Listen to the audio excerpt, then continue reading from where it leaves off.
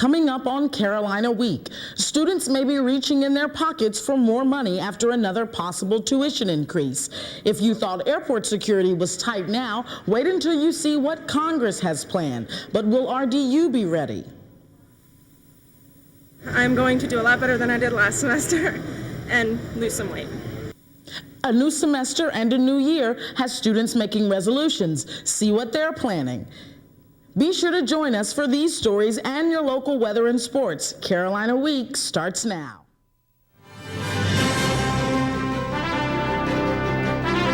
From the School of Journalism and Mass Communication at the University of North Carolina at Chapel Hill, this is Carolina Week.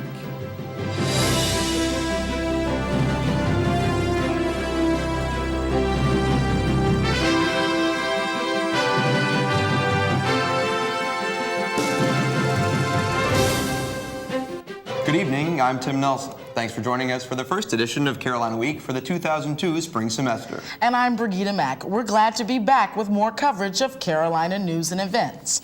Our top story this week, UNC-Chapel Hill students are one step closer to paying more for a Carolina education. Members of the task force on tuition met Tuesday to decide what they'll tell Carolina's Board of Trustees on January 24th. Task force members decided to propose a one-year tuition increase of $400 for all students starting in the fall. A plan to increase tuition during a 5-year period was put off until other UNC system schools could give input. Student body president Justin Young and Provost Robert Shelton were the task force co-chairs. We came to a general consensus of the nature of the need, of the level of the need, the quantitative level of the need, and now the only question is, how do we go about addressing it? Shelton adds that this certainly isn't a closed issue. The proposal will go to the University System Board of Governors for a final decision. Wanted, a commencement speaker for the class of 2002.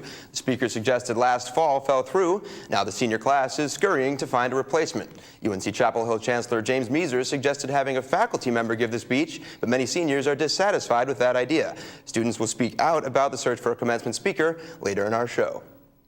Also still unclear at this time is whether UNC-Chapel Hill will establish a business school in the Middle Eastern country of Qatar.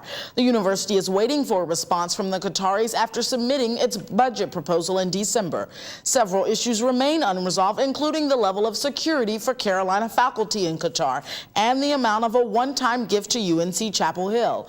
The university asked for a $35 million gift. A lawyer for the Qatar Foundation countered with a $10 million offer. Chancellor James Meeser is expected to make a final decision next month. When it comes to issues like Qatar and tuition, no student is more involved than student body president Justin Young. Carolina Week catches up with the SBP in an exclusive interview. For most students, the new semester means new books and a fresh start. As you know, we're dealing with a lot of issues with tuition.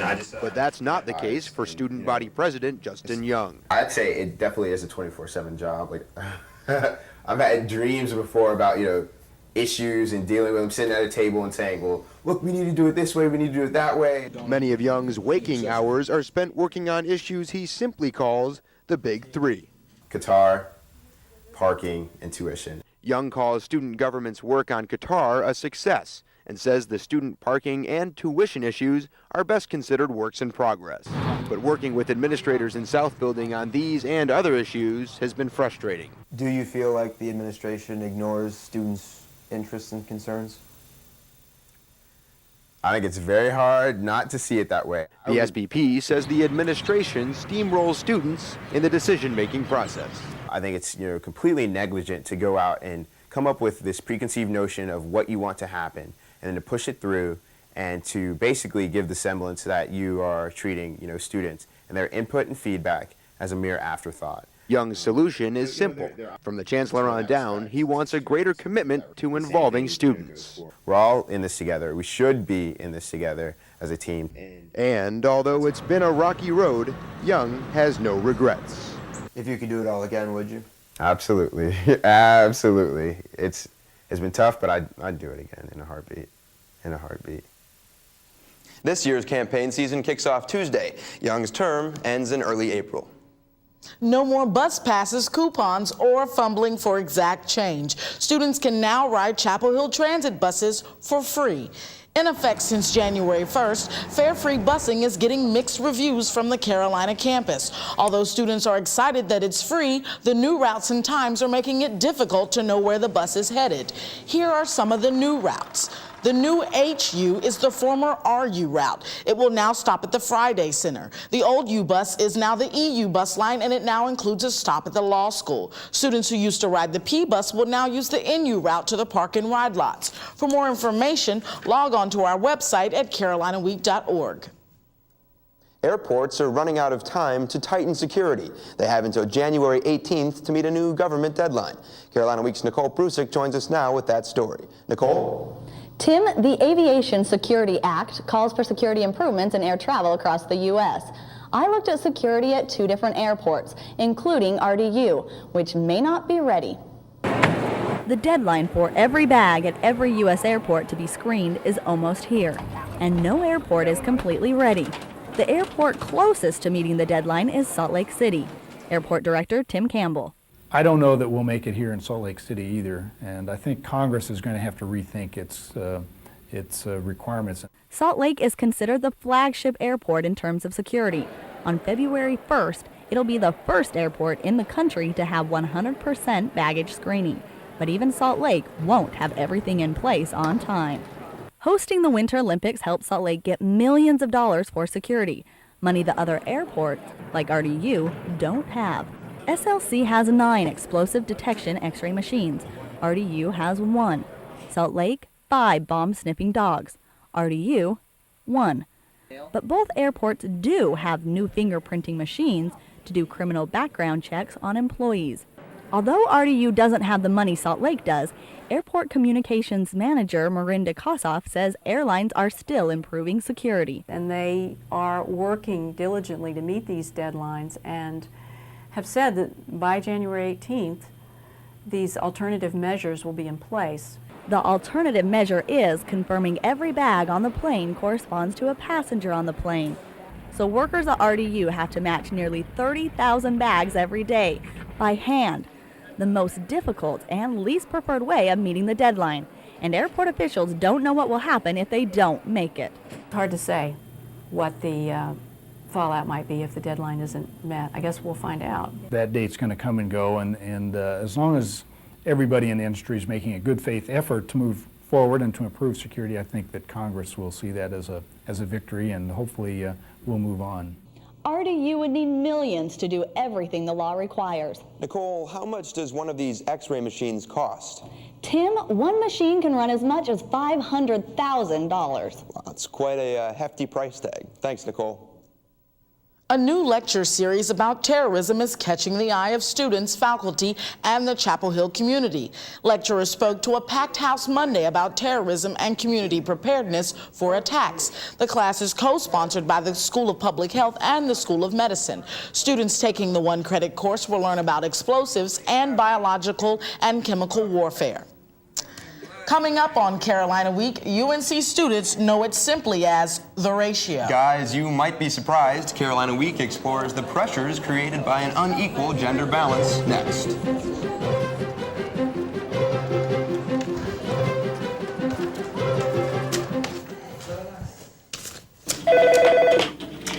Women's Center, may I help you?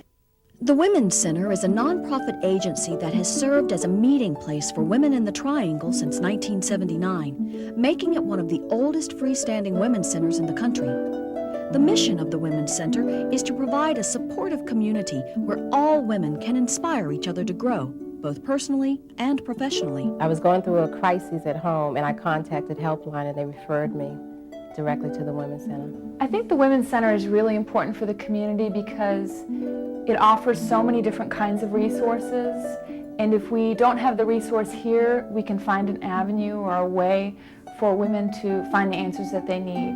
It is inspiring.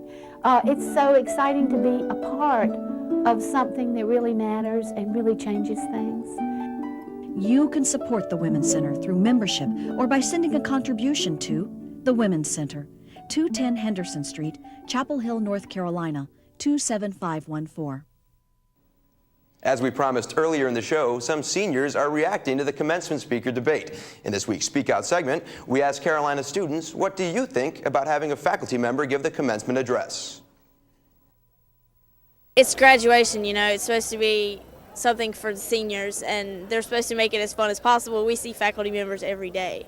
So, I mean, you know, why not try to bring in somebody that's going to be a little more interesting so that graduates will remember them. They mentioned Bill Cosby and Sam Shepard and some people, but aren't there about another 100,000 celebrities or distinguished people that could have come and spoken to us? We see these people every single day, and for a commencement speaker, it seems like we want somebody different, you know, somebody other than just a regular faculty member. It is a bit of a disappointment considering some of the well-known people we've had in the past.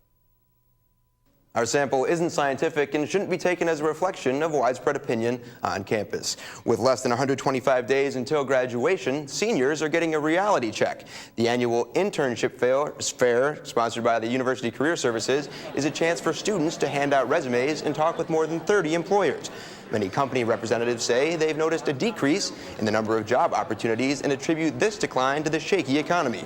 Worried seniors are looking into internships and grad school as backup plans. Fair coordinators suggest that students be proactive in their job searches and take advantage of networking opportunities like this. I think what happens now in the way the economy is, you just have to be more creative. So instead of maybe having, 7 opportunities, students may have to rely more on networking and coming to different career fairs and using different resources and talking to professors. University Career Services is located in Nash Hall and offers many opportunities for students preparing for the real world. When it comes to math, it seems like boys aren't any better than girls after all. A report released by UNC-Chapel Hill Sociology Department suggests previous studies showing a math gender gap are exaggerated. This new report shows that until about the 8th grade, girls have higher math scores than boys. By the 12th grades, boys do better, particularly in geometry. Aaron Leahy is one of the 2 researchers involved in this study. UNC's Carolina Population Center and the W.T. Grant Foundation supported this 3-year study. 61-39. It's a ratio that may affect UNC-Chapel Hill women more than any other statistic. Carolina Week's Aaron Dubois investigates that the ratio of women to men, what the ratio of women to men means for female students. I've never gone out with a guy from Chapel Hill, and I'm about to graduate. I think that's absolutely crazy. And women are more limited in their choices because we just don't have very much to choose from. For every 61 women at Carolina, there are 39 men. A small difference on paper. I went to an all-girls school, Peace College in Raleigh, and when I transferred here as a junior, whenever my friends would ask me, oh my goodness, now you're going to school with guys, I bet you get asked out all the time, and my answer was like, it's actually no different than it was at Peace. Although they may know the ratio is the culprit, some women can't help taking it personally. You feel like a total loser. Professor Tom Linden has noticed the ratio in his classes. I think in the best of all possible worlds, you'd have an even mix of male and female. And right now, that's not really possible. I would think that would put a lot of pressure on women. But how bad is the pressure? UNC nutrition counselors say Carolina may have one of the highest rates of eating disorders of any North Carolina school. They say there's probably a link between disorders and the lopsided ratio. But will this ratio change? I don't really see it changing. Maybe slightly, tiny, a little bit. As women are getting better grades in high school and more are applying to college, many are finding out it can be lonely at the top. In Chapel Hill, I'm Aaron Dubois, Carolina Week. Admission officers say that they can't control the number of women at this school, but they hope to attract more men to Carolina by heavily promoting the school's strong science programs. Now for an early look at sports, Carolina Week's Ben Hayes joins us for a look back at the momentous end to the Carolina football season. Ben, fill us in on all the New Year's Eve excitement. Well, it was a moment that Carolina fans will never forget, taking home the Peach Bowl title. And here's what you might have missed if you didn't make the trip down to Atlanta.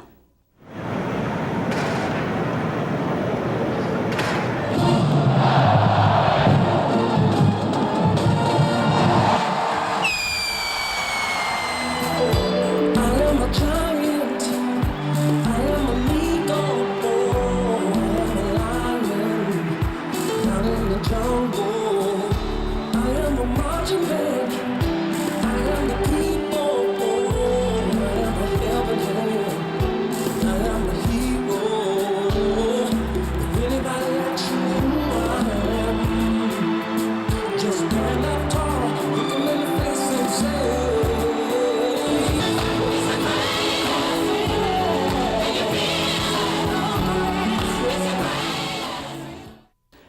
the show, we'll take a look at how Ronald Curry fared in his last moments as a Tar Heel on the field.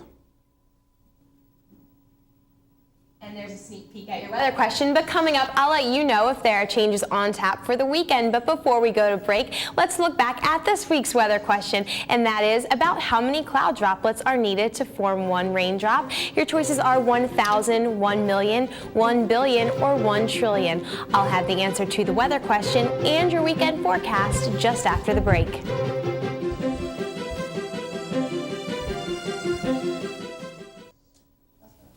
When you buy disposable and overpackaged products for your home, you're really saying, oh, really? I'm fine with depleting natural resources. Pollute our air and water. Energy? Wasted. People tell you, hey, go for less packaging. Check out reusables. Buy stuff in bulk. Well, you tell them, no thanks. I'd rather throw it all away. Buy smart, waste less, save more.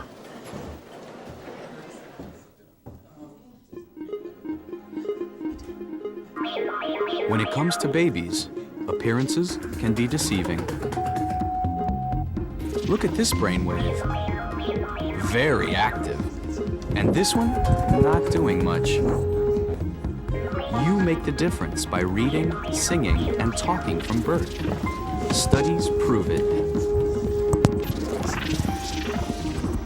An early start. Now that's smart.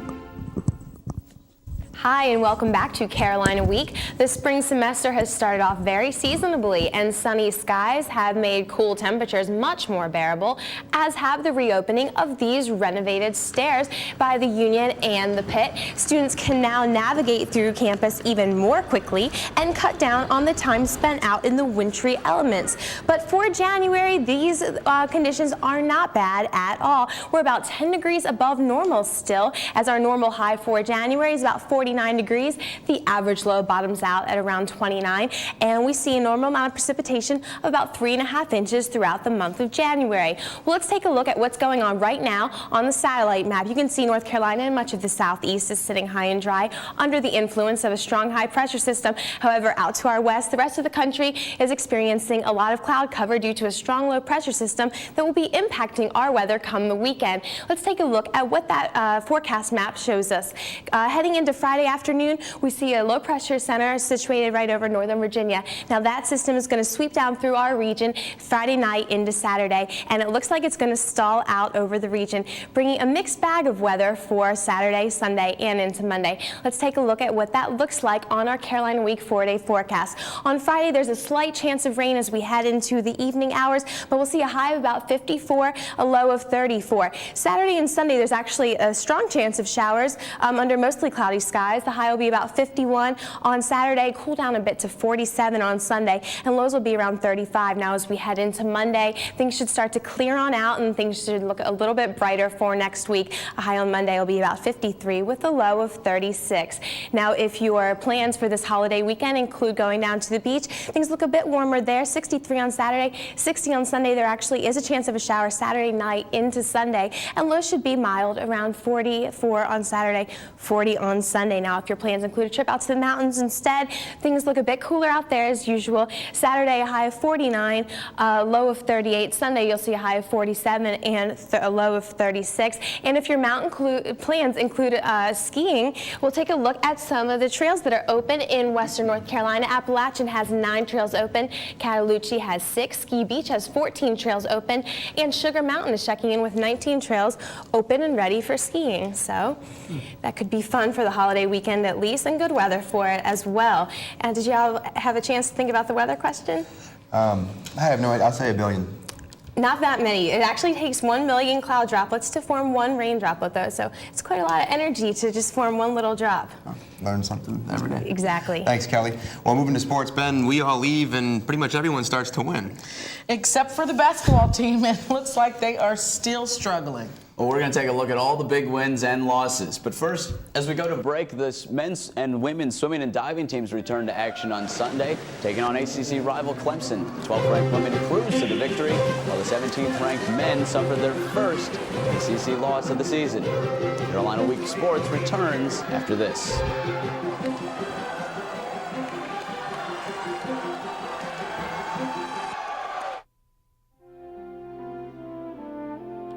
Throughout my career as a coach, I've lived by the simple axiom that behind every individual success story is a team.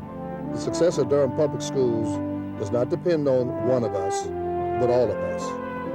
Through community involvement and support, we can take a giant step in helping our children achieve their hopes and dreams.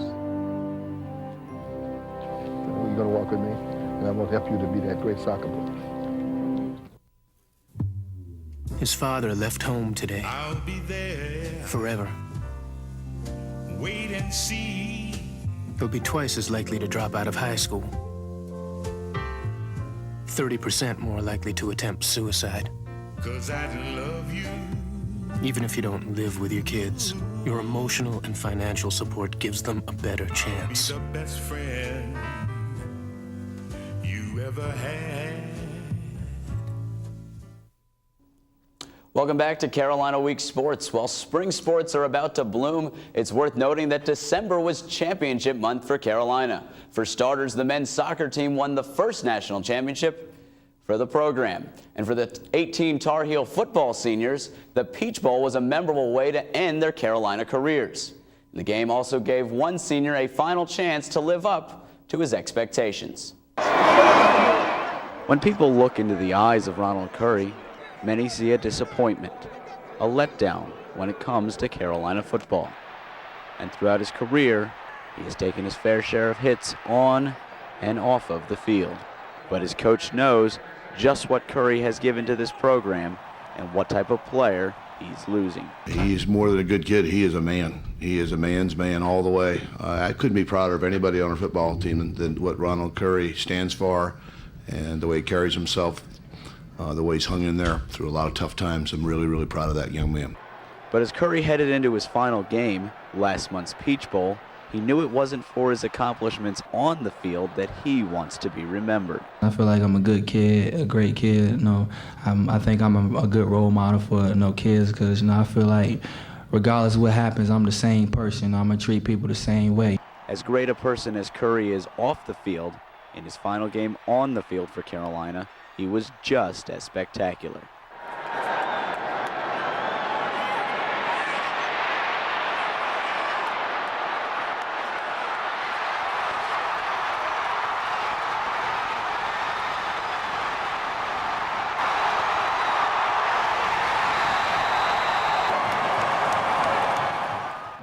And when you looked into the eyes of Ronald Curry on that night, all you saw were the eyes of a champion.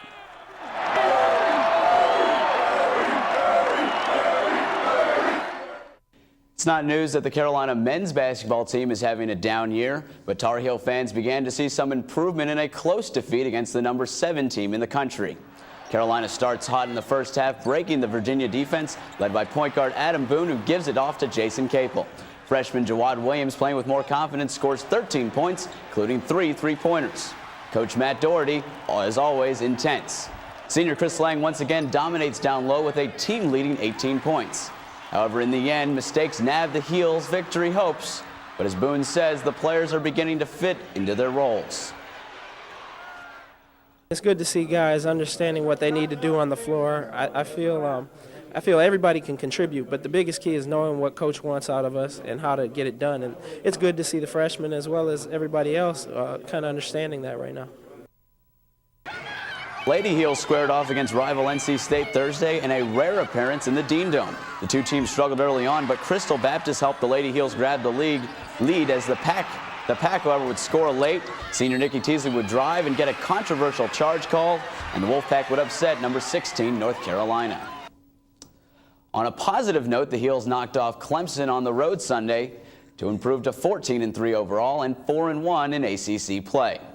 The Carolina track and field team seems to like its indoor arena, which was christened this Sunday. The Eddie Smith Fieldhouse proved to be a positive place for the Tar Heels, with 4 members meeting NCAA provisional standards.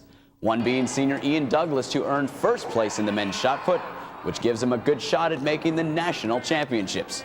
Laura Reese leaps over the rest of the field in the women's pole vault, capturing the title by half a foot. Head coach Dennis Craddock is optimistic about the impact of this new indoor facility.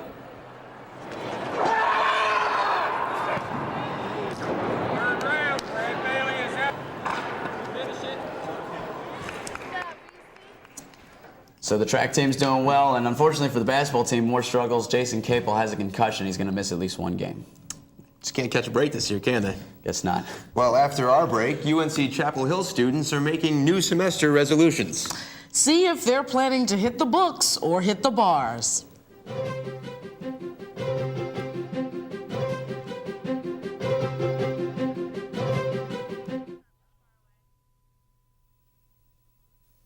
I am a Tar Heel born.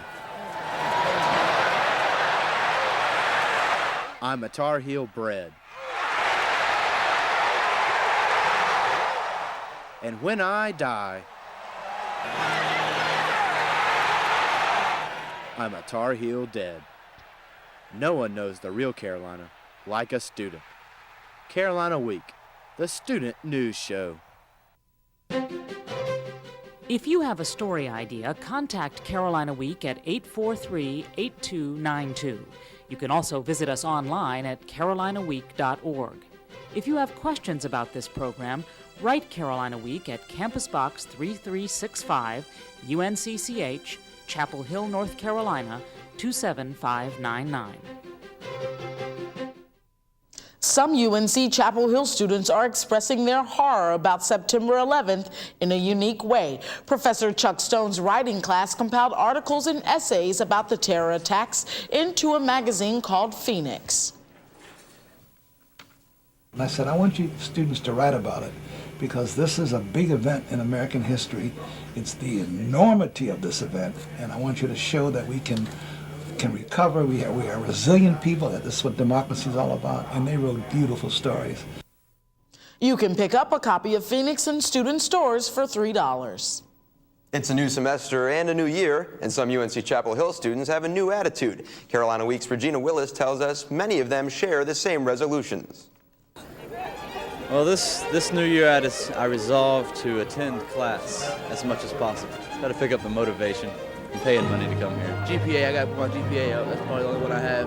Is to go from a 2.4 up to like 3 point something. So get the library up. I want to take time to actually do some fun things and not study all the time. Also, just enjoy my last semester here at Carolina and hang out with my friends.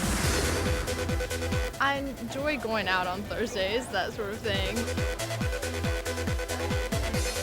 Yeah, I wanted to quit smoking, but I didn't even hold that one past midnight. So do you have any resolutions for the new semester? Well, I was thinking my new semester resolution would be to be on TV more, do more TV interviews.